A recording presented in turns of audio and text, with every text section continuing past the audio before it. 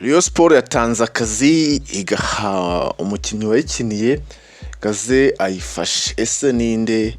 Ese nibiki birimo kuvuga mu kipe y'Imana Rayonsports? Ese niki abariyo bagomba kwitega mu kipe Rayonsports ku buyobozi busa nkaho bwamaze kugaragaza neza ko bukeneye kwisubiraho? Hari byinshi bikenewe ko bihinduka mu kipe Rayonsports.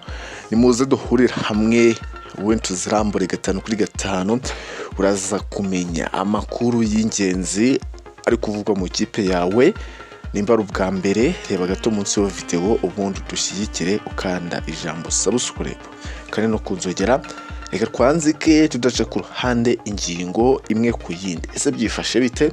Rayonsports yamaze kwemeza neza ko Rayonsports umutoza mushya w'abanyezamu b'ikipe asimbura umugande Samuel Mujabi baheruka gutandukana mu buryo butunguranye cyane.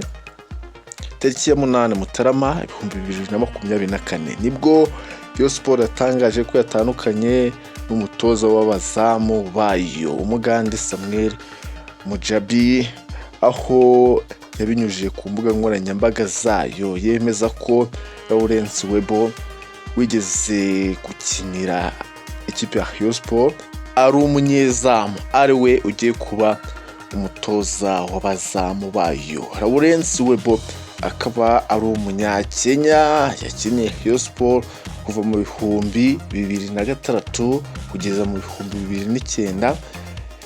yayivuyemo nta gikombe abashije kwihesha. Rayonsports aje mu kipe Rayonsports nyuma yo gutoza amakipe nka Leopards ndetse n'ikipe y'igihugu ya Kenya. Umva ko afite CV iremereye cyane. Mwita Rayonsports. Welcome upon Rayonsports team.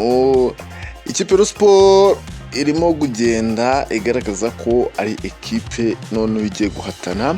Ni mu gihe igiye gushaka umutoza karabutaka w'igikura nkota.